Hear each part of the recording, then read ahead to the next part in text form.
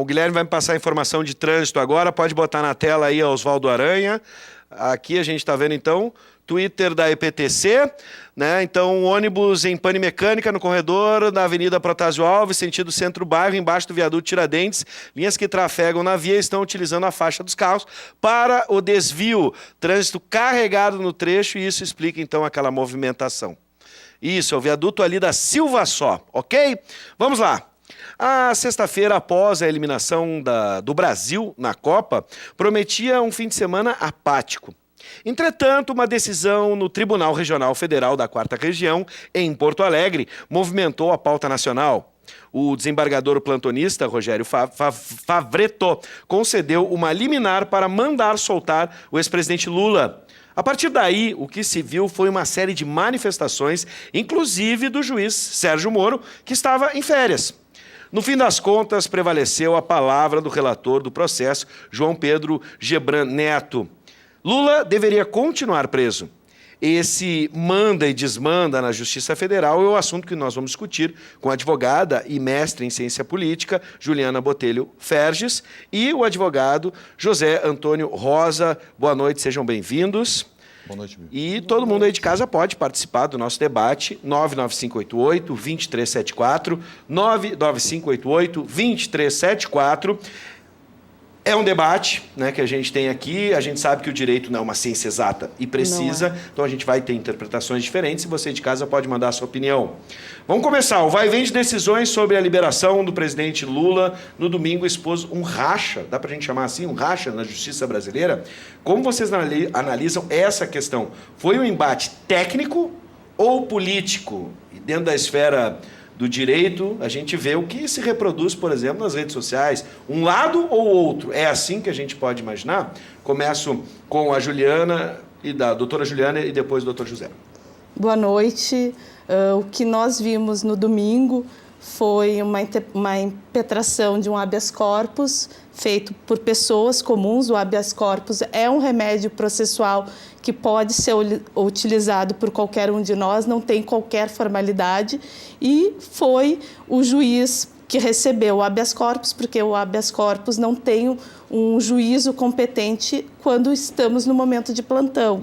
Então, foi deferida a liminar. Estando certo ou não a decisão, o conteúdo da decisão, é sim um procedimento jurídico previsto na nossa Constituição para caso de permitir a liberdade de alguém que esteja constrangido no seu direito. Então, no meu entender, foi uma decisão dentro das normas do direito, mas, claro, é uma decisão polêmica porque, enfim, há uma politização por parte do judiciário, que não deveria ter. Aí começou um conjunto, uma sucessão de equívocos por parte, inclusive, do juiz Sérgio Moro, que não era o juiz, não tem a competência para falar contra uma decisão de um desembargador de segunda instância e um desembargador que, pela organização judiciária do TRF, tinha competência para receber e julgar o habeas corpus. Sim. Na tua interpretação, tecnicamente, era possível. Agora, politicamente, é que se vai se questionar se era aceitável ou não dentro do nosso panorama que vivemos. Na verdade, decisão judicial a gente cumpre.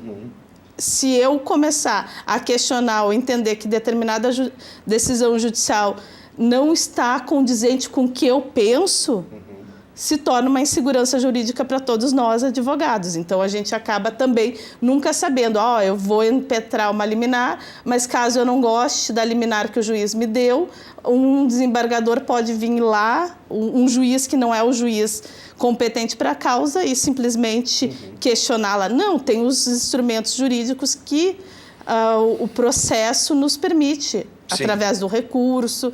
Então, assim, do ponto de vista jurídico, era aceitável o que ocorreu. O que não foi aceitável era a intromissão de juízes que não tinham a competência naquele momento para se manifestar no pedido do habeas corpus. Agora eu quero o parecer, então, do doutor José Antônio Rosa. Como o senhor interpreta essa questão?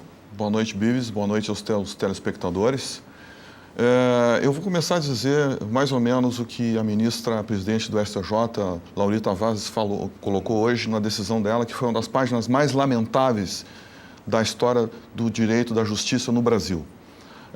Daríamos para analisar essa questão por dois planos. Né? Um primeiro que eu diria um plano ético, e um segundo plano, um plano jurídico, técnico-jurídico. Nós não podemos separar isso, de certa forma, eu estou separando de forma didática, porque o direito também tem essa dimensão, eu diria sexológica, uma dimensão valorativa. Né? Do ponto de vista ético, eu entendo assim um absurdo que o relator, aliás, o desembargador que despachou no plantão tenha se manifestado em face do histórico dele, né? Mais de 20 anos filiado a um partido, teve cargos, né, nos governos, né, e ainda assim ele se deu por competente, em condições de julgar. Ou seja, neste momento, diante desse histórico, diante dessa realidade, diante desse comprometimento, seria eticamente correto ele se dar por impedido. Né? Aliás, dois ministros na época do Collor, numa ação penal que depois veio também redundar no impeachment do Collor, dois ministros se deram por impedidos para se manifestar nessa ação penal, o ministro Rezec e o ministro Marco Aurélio, exatamente pelo fato de terem sido indicados pelo governo Collor. E aqui no Supremo Tribunal Federal, algumas vezes, alguns ministros se dão por impedidos quando tem uma vinculação, eu diria assim, histórica, né, ou de amizade, ou de algum tipo de relacionamento com as partes. Então, eu entendo que, eticamente, ele não poderia se manifestar nesse processo, deveria se dar por impedido. Tá? E um segundo, ainda dentro do plano ético, eu achei lastimável que o desembargador tenha ferido o princípio da colegialidade, uma vez que já tinha esse processo, já tem andamento desse processo, já tem uma decisão, inclusive, do colegiado da 8ª turma do TRF4, né, com decisão, já tinham se manifestado sobre isso, já tinham se colocado nesse aspecto contrário, né, e mesmo assim, ele no plantão, num final de semana, decidiu liberar o ex-presidente Lula. Do ponto de vista técnico, é mais lastimável ainda, porque se nós observarmos, né, as motivações, né, da própria peça do habeas, nós vamos verificar o seguinte, que as autoridades impetradas não são autoridades competentes, estão tentando crucificar o juiz Sérgio Moro nessa história toda, mas o juiz Sérgio Moro não se manifestou no habeas, ele se manifestou num processo que ele é o juiz natural, ele se manifestou no processo dele. Mas se nós formos observar a peça do habeas, está lá claro que ele é um dos impetrados, então ele teria que se manifestar sim. Tanto é verdade que tanto o desembargador federal Gebran e o próprio presidente do TRF4 e a ministra Laurita se manifestaram no sentido que ele tinha que se manifestar mesmo. Né? Então ele não era competente, não podia, e eu lastimo, porque a segurança jurídica está aí. Tanto é que essa insegurança jurídica está tão clara e é uma peça lastimável e um momento lastimável da justiça brasileira, que a ministra Laurita Vaz, presidente da STJ, colocou que nesses últimos 2 dias mais de 140 habeas foram impetrados para o ex-presidente Lula. Isso é um sinal da insegurança jurídica. Quando nós temos esse tipo de postura, esse tipo de decisão que fere os mais comezinhos princípios do direito processual penal, do direito penal e até da própria Constituição, né? Cria essa insegurança jurídica que leva a sociedade a ficar nessa situação, eu diria assim, de obscuridade, de penumbra, né? De não saber o que fazer. Nesse caso, vocês que são técnicos têm as suas interpretações, nós aqui leigos temos muitas dúvidas. Por exemplo, o Léo Pedroso de Esteio pergunta pelo 99588-2374, qualquer condenado em segunda instância tem direito a habeas corpus e ficar livre? Sim, qualquer condenado em segunda instância, não importa a instância, tem direito a utilizar o remédio de habeas corpus. Não há uma limitação de quantidade de usar de quantas vezes tu pode impetrar o habeas corpus. Quem labuta na área criminal sabe que é bem frequente a gente ajuizar habeas corpus, não leva, entra um outro fato, ajuiza de novo. Então, é possível sim. E a Constituição Federal, no artigo 5º, diz que todo o réu, antes da sentença condenatória transitada e julgada, não pode ser privado da sua liberdade. Tanto é que o próprio STF tem ação apreciando essa questão no STF sobre o artigo. E se considerar, já tem maioria entendendo que não pode haver o cerceamento de liberdade de uma pessoa ainda antes do trânsito em julgado. Tirando o aspecto do Lula, se nós analisarmos, tirando o Lula, o que aconteceu nesse fim de semana é algo que nunca se viu no judiciário brasileiro. Em primeiro lugar, temos sim o plantão, o juiz é competente. Nunca se viu um desembargador ou um outro juiz se manifestar para tentar desconstruir ou impedir o cumprimento de uma decisão em meio a um plantão judiciário. Deixa eu avançar aqui um pouquinho, por exemplo, agora eu já vou entrar no aspecto político mesmo, né? A ex-corregedora do CNJ, a Eliana Calmon, perdão, afirmou que o desembargador, abre aspas, usou magistratura para criar fato político, fecha aspas. Essa decisão teve mais pelo legal ou pelo político? E a gente volta naquela questão, é o que está gerando a discussão e até mesmo as diferentes interpretações. Começo com o Dr. José. Primeiro, só fazer algumas considerações no seguinte. Realmente, nós temos lá no artigo 5º da Constituição, o inciso 68, o remédio constitucional chamado habeas corpus, ele pode ser impetrado quantas vezes for necessário, desde que se tenha um fato novo. Mas, tecnicamente, algumas questões precisam ser observadas. Em primeiro lugar, a competência. Quando um juiz... Porque o habeas corpus, ele é esse remédio constitucional para garantir a liberdade das pessoas, né, o direito de ir e vir. Então, em face de uma prisão ilegal, cabe esse remédio constitucional chamado habeas corpus. Então, se um juiz determinar a prisão, um juiz de primeira instância, por exemplo, o juiz Sérgio Moro, se ele determina a prisão de um réu, e esse réu entende que ele foi cerceado, sofreu uma obstrução, um prejuízo na sua liberdade, o habeas corpus é impetrado no tribunal. Então, no TRF4. Sim.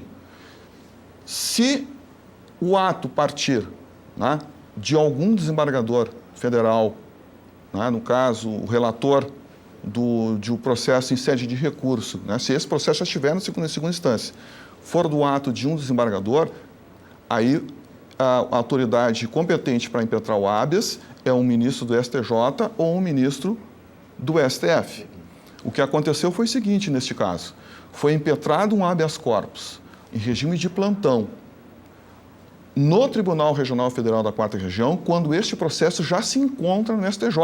Então, o desembargador Favretto, quando decidiu pela ordem de habeas, ele despachou um habeas corpus manifestamente incompetente. Ele, como juiz, ele não poderia se manifestar. Sem contar que ele também não era o juiz natural do processo. Ele deveria, no mínimo, por uma questão ética, consultar o seu colega, que é o relator do processo, no caso o desembargador Gebran, para ver se era o caso. E outra, o fato novo que ele foi colocado, não se trata de fato novo. Dizer que o fato novo que motivou a impetração de novo habeas é o fato dele ser pré-candidato, isso é uma balela, porque todos nós sabemos que o Lula é pré-candidato desde sempre. Isso é um fato público e notório, como coloca o próprio desembargador-presidente do TRF4, o desembargador Thompson Flores, colocou bem claramente isso aí. E é uma evidência. Até as pedras sabem que o Lula é pré-candidato. Que história é essa de fato novo? Bom, e a questão política, só para encerrar... Por favor. A questão política não deveria vir para dentro de um processo judicial, ela deveria estar à parte. Mas, infelizmente, essa questão está sendo jogada dentro dos processos, quando nós percebemos que não há uma contribuição né? Ou seja, há um prejuízo até ao processo democrático brasileiro quando algumas pessoas se arvoram no direito de defender bandido, ter bandido de estimação. O debate político brasileiro vai se tornar...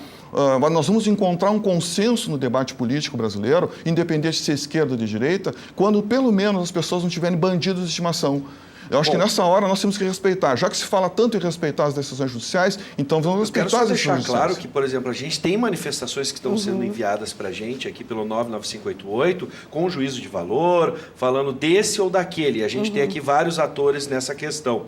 Então a gente tá colocando e dando prioridade àqueles que têm, né, perguntas e que não estão fazendo o juízo de valor nesse momento. A gente quer primeiro entender a questão antes de julgar qualquer coisa. Bom, deixa eu lembrar aqui, e essas palavras não são minhas, de acordo com a coluna da Mônica Bergamo, da Folha de São Paulo, ministros do STF e do STJ acreditam que Sérgio Moro deu mais um pretexto aos que defendem algum tipo de punição a ele, quando no domingo atuou, estando de férias, né, e anunciou em despacho que descumpriria a decisão judicial de Favretto. Como é que vocês avaliam o comportamento? Aqui a gente está analisando o desembargador Favretto, a gente está analisando a ação também do juiz Sérgio Moro. Como é que vocês avaliam agora a ação de Sérgio Moro? Começo com a Juliana e depois passo para o doutor José. E retomando um pouco o tema que tu perguntou também na questão da politização do judiciário.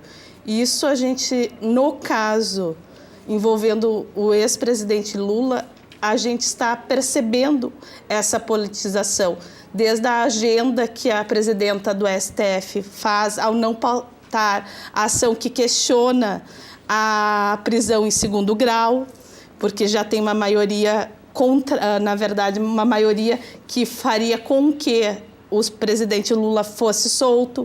Então, o desembargador Rogério Favretto não escolhe ser plantonista. Há uma organização judiciária, um regimento da Justiça Federal que regulamenta o plantão.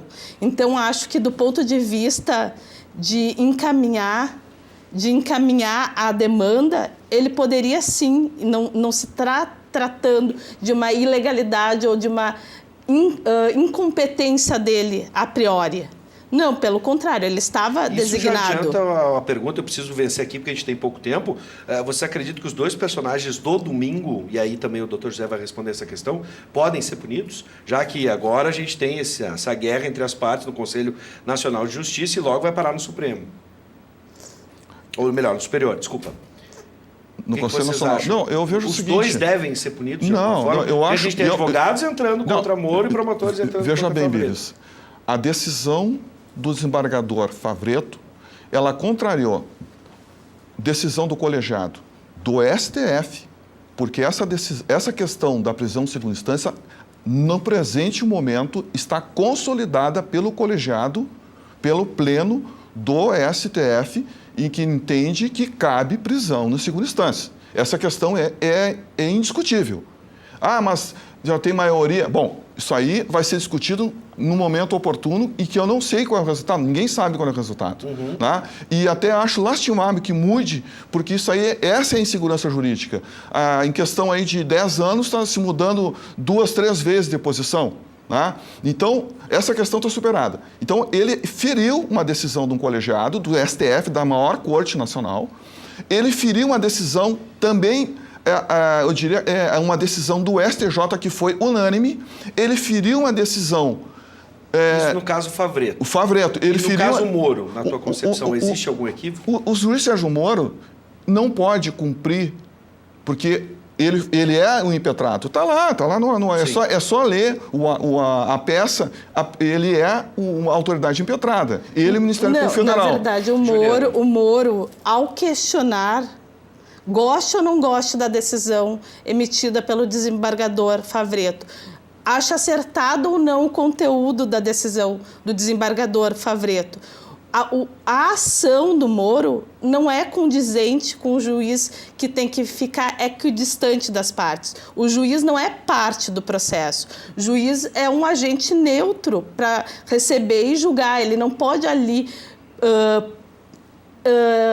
provocar uma ação do Ministério Público. Não, o Ministério Público tinha os instrumentos jurídicos para cassar a decisão do Favreto, se fosse o caso. Ele não precisava, Sérgio Moro, atuar como parte. E o que se verificou, sim, foi o Sérgio Moro atuando como parte, e isso desequilibra o processo judicial. O Sérgio Moro se manifestou no processo dele.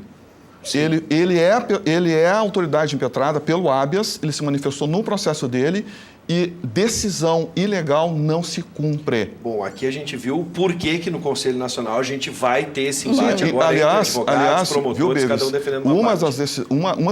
Uma das decisões que o desembargador federal Favreto desobedeceu, né, já que está se falando em decisão judicial, é uma resolução, a resolução 71 do Conselho Nacional de Justiça, que estabelece quais são os casos que o plantonista deve se manifestar. E este caso está totalmente fora. Bom, a gente está falando na politização do direito e de instituições como a gente falou aqui na semana passada, fez um debate sobre o STF, a politização, a divisão, as diferentes decisões que são feitas, bom, enfim, que são tomadas. Tem uma pergunta do Alexandre Martinin que eu acho interessante. Será que com a posse em setembro do ministro Dias Toffoli não terá um imbróglio similar, vistos os antecedentes do mesmo? E quem levantou essa questão foi o doutor José.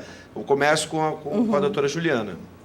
Eu acho que, no momento, a condição pessoal de quem assume ou de quem acaba sendo indicado pelo 5º Constitucional da OAB, pela composição que é a indicação do STF, tem um critério constitucional que estabelece esse critério, a gente não pode, a priori, dizer assim, pensar que aquela pessoa que está ali, ela vai militar em prol de partido A ou partido B.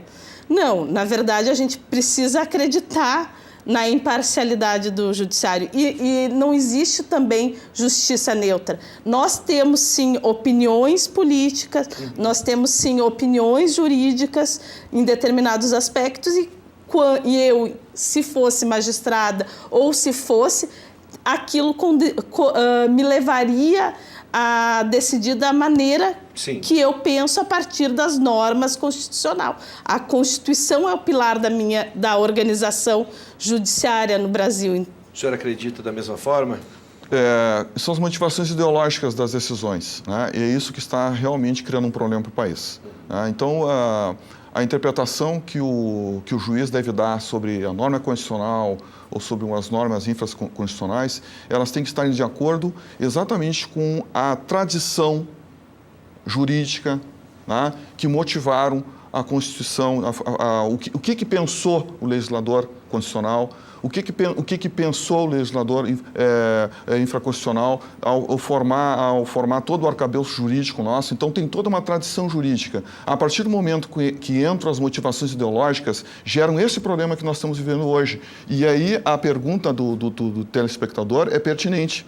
Porque, infelizmente, nós estamos vendo essa posição ideológica se sobrepondo àquilo que efetivamente deve ser colocado como jurídico, em cima de valores, de princípios que constituíram a nossa nação, esses valores que são lá os pilares da nossa Constituição. Eu posso problematizar um pouco. Só um pouquinho, deixa eu só encerrar, doutora. Essa questão, por exemplo, de o juiz... o juiz ele pode ser imparcial. Sim, o juiz deve ser imparcial. Mas, acima de tudo, antes de mais nada, o juiz deve avaliar o seguinte: eu não posso me colocar, decidir uma questão da qual eu tenho uma participação ativa. É aquela história, não basta dizer que ele é, eu diria assim, o competente, né? Ele tem que parecer efetivamente competente. E eu mesmo tive casos, eu tenho um amigo que é juiz e também foi meu cliente, que num certo momento ele se deparou com um processo meu.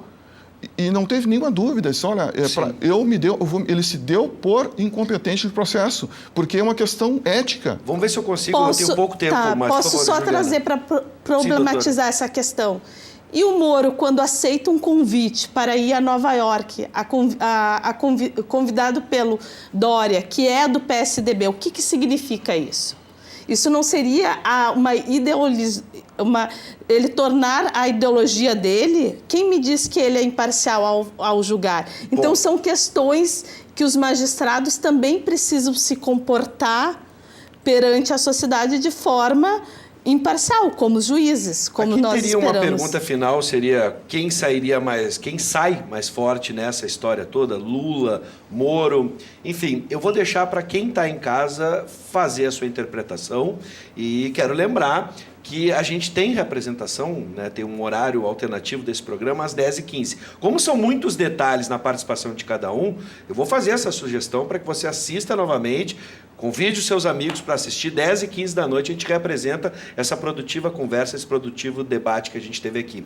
Doutora Juliana, doutor José, sejam sempre bem-vindos, muito obrigado por nos atender, e a gente sabe o quão é difícil, numa área técnica como essa, explicar para quem está em casa, mas a gente teve aqui as duas visões e acho que ficaram muito claras. Agradeço. Sejam bem-vindos sempre. Muito obrigado. Até o nosso Muito próximo obrigada. encontro. Muito obrigado.